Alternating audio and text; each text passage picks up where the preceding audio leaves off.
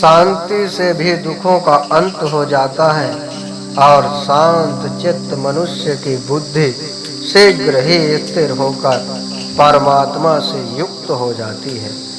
क्यों व्यर्थ की चिंता करते हो? किसी से व्यर्थ में डरते हो? कौन तुम्हें मार सकता है?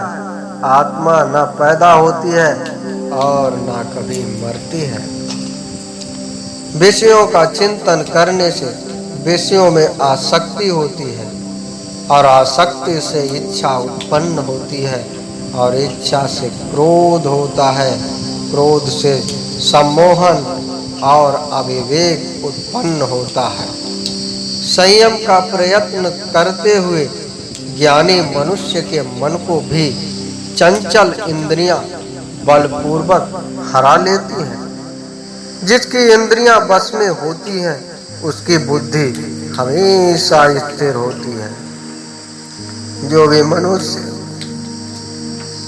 अपने जीवन आध्यात्मिक ज्ञान के चरणों के लिए दृढ़ संकल्प में स्थिर है, वह सामान्य रूप से संकटों के आक्रमण को सहन कर सकते हैं और निश्चित रूप से खुशियां और शांति पाने के पात्र होते हैं। जब तुम्हारी बुद्धि मोह रूपी दलदल को पार कर जाएगी, उस समय तुम शास्त्र से सुने गए और सुनने योग्य वस्तुओं से भी वैराग्य प्राप्त करोगे।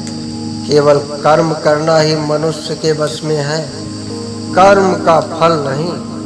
इसलिए तुम कर्म फल की आसक्ति में न फंसो तथा कर्म का त्याग भी न करो। तुम्हारा क्या गया जो तुम रोते हो? तुम क्या लाए थे जो तुमने खो दिया? तुमने क्या पैदा किया था जो नाश हो गया?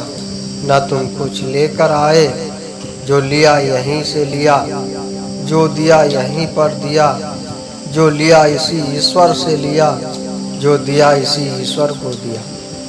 जो मन को नियंत्रित नहीं करते उनके लिए यह शत्रु के समान कार्य करता है। खाली हाथ आए और खाली हाथ वापस चले जाओगे।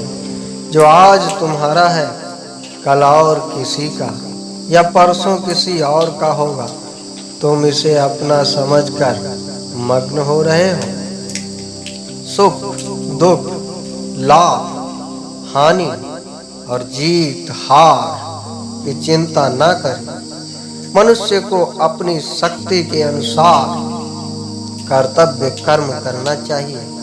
ऐसे भाव से कर्म करने पर मनुष्य को पाप नहीं लगता है। जो हुआ वह अच्छा हुआ, जो हो रहा वह अच्छा हो रहा है, जो होगा वह भी अच्छा ही होगा। तुम भूत का पश्चाताप न करो, भविष्य की चिंता न करो, वर्तमान चल ही रहा है।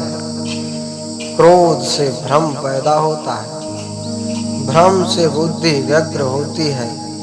जब बुद्धि व्यग्र होती है तब तर्क नष्ट हो जाता है। जब तर्क नष्ट होता है तब व्यक्ति का पतन हो जाता है। सम्मानित व्यक्ति के लिए अपमान मृत्यु से भी बढ़कर है। सभी प्राणी जन्म से पहले अप्रकट थे और मृत्यु के बाद भी अप्रकट हो जाएंगे। लेकिन जब जन्म और मृत्यु के बीच प्रकट दिखते हैं, फिर इसमें सोचने की क्या बात है। परिवर्तन संसार का नियम है, जिससे तुम समझते हो वही तो जीवन है। एक क्षण में तुम करोड़ों के स्वामी बन जाते हो, दूसरे क्षण में तुम दरिद्र हो जाते हो। जैसे मनुष्य अपने पुराने